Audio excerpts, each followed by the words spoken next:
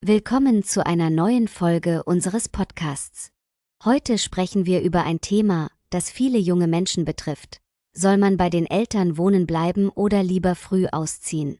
Ich persönlich finde es völlig in Ordnung, mit den Eltern zu leben, besonders wenn man jung ist.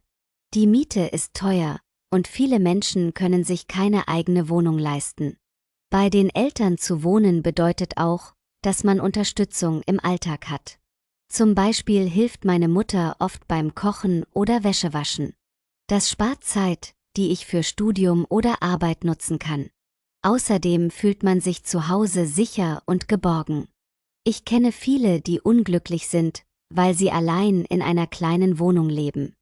Die Einsamkeit ist oft ein Problem, besonders in Großstädten. Ich finde nicht, dass es etwas mit Unselbstständigkeit zu tun hat. Im Gegenteil. Man kann auch zu Hause Verantwortung übernehmen.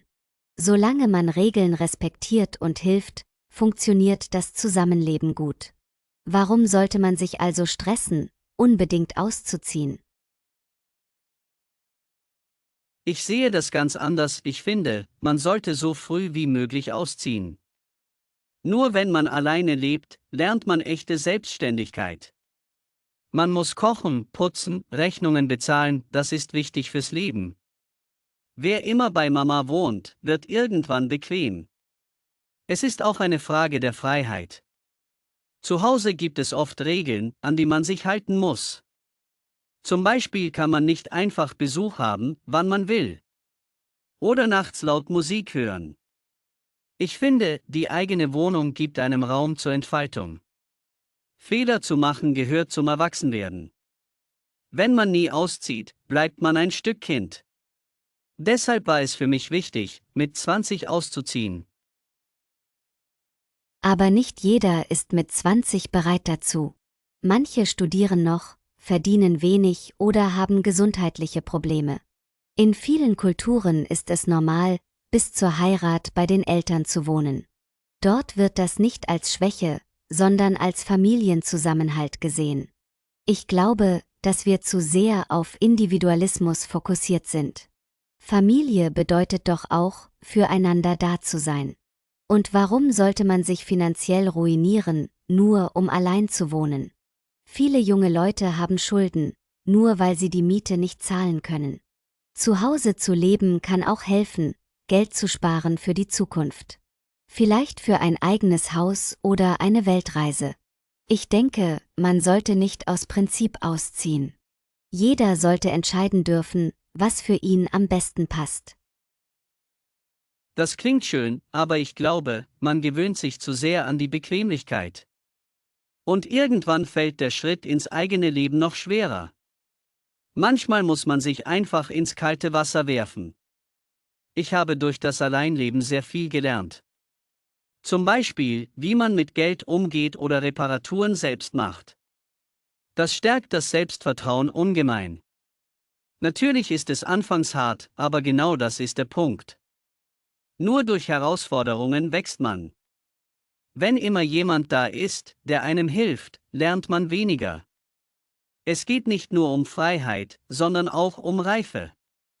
Viele, die zu Hause wohnen, vermeiden Konflikte und Verantwortung. Ich glaube, man entwickelt sich anders, wenn man sein eigener Chef ist. Ich verstehe, was du meinst, aber nicht jeder wächst durch Druck. Manche Menschen brauchen ein stabiles Umfeld, um sich gut zu entwickeln. Wenn man ständig Sorgen hat, wie man überlebt, leidet die mentale Gesundheit. Ich finde, man sollte sich nicht schämen, wenn man länger zu Hause bleibt. Es ist besser, langsam aber sicher unabhängig zu werden. Viele junge Menschen haben heute mit Depressionen oder Burnout zu kämpfen. Warum also noch zusätzlichen Stress durch einen Umzug verursachen? Bei meinen Eltern kann ich mich auf das konzentrieren, was mir wichtig ist. Zum Beispiel mein Studium oder meine persönlichen Ziele. Ich sehe es als eine Chance, mich in Ruhe auf meine Zukunft vorzubereiten. Und irgendwann bin ich bereit, alleine zu leben. Aber eben zu meinem Zeitpunkt. Es gibt nicht nur einen richtigen Weg ins Erwachsensein. Ich finde es wichtig, auch mal unangenehme Entscheidungen zu treffen. Ein Umzug ist nie einfach, aber er gehört zum Leben dazu. Wenn man nur auf Sicherheit bedacht ist, verpasst man viele Erfahrungen. Zum Beispiel das Gefühl, eine eigene Wohnung nach dem eigenen Geschmack einzurichten. Oder mitten in der Nacht einfach spontan Freunde einzuladen. Man hat eine ganz andere Lebensqualität, wenn man selbst bestimmt. Natürlich ist es nicht immer bequem, aber das macht es ja gerade besonders. Ich habe erst durch das Alleinsein gelernt, wer ich wirklich bin.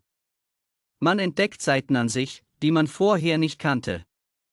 Wenn immer jemand in der Nähe ist, verliert man sich leichter im Alltag. Allein zu wohnen bedeutet nicht, allein zu sein, es bedeutet, bewusst zu leben. Und das kann sehr befreiend sein.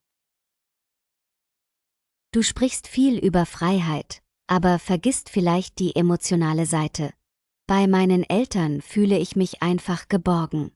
Ich kann jederzeit mit ihnen reden, wenn etwas nicht stimmt. Das ist mehr wert als ein eigenes Wohnzimmer. Außerdem koche ich auch mal selbst oder übernehme Einkäufe. Ich bin nicht faul, nur weil ich zu Hause lebe. Verantwortung kann man auch im Elternhaus übernehmen. Ich helfe im Haushalt, kümmere mich um meine Geschwister und bin beruflich aktiv. Es geht also nicht darum, alles machen zu lassen, sondern darum, das Familienleben als Teamwork zu sehen. Ich finde, das stärkt den Zusammenhalt. Und irgendwann kommt die Zeit, wo man natürlich auszieht, aber mit einem guten Gefühl. Ich kenne auch Menschen, die zu lange bei den Eltern bleiben und es später bereuen. Sie sind dann oft überfordert, wenn sie plötzlich auf sich gestellt sind. Kochen, putzen, Finanzen, das fällt ihnen schwer, weil sie es nie richtig gelernt haben. Ich finde, man sollte das früh üben. Das erste Jahr allein war hart, aber unglaublich lehrreich. Ich habe Fehler gemacht, ja, aber ich bin daran gewachsen. Ohne diese Erfahrung wäre ich heute nicht so selbstsicher. Man lernt, auf sich selbst zu vertrauen. Und man muss auch lernen, mit Einsamkeit umzugehen. Das ist wichtig, sonst ist man ständig von anderen abhängig. Wer früh auszieht, wird früher erwachsen. Ich glaube, genau das brauchen viele junge Menschen heute. Es kommt aber auch darauf an, wie die Beziehung zu den Eltern ist. Wenn man sich gut versteht, warum nicht zusammenleben? Ich finde, wir sollten unsere Vorstellung von Erwachsensein überdenken. Es bedeutet nicht automatisch, allein zu wohnen. Ich kenne Paare, die wieder zu den Eltern ziehen, um Geld zu sparen. Und sie sind trotzdem unabhängig und stark. Manchmal ist es einfach eine praktische Entscheidung. Gerade bei hohen Mietpreisen macht das Sinn. Außerdem ist es schön, Zeit mit der Familie zu verbringen.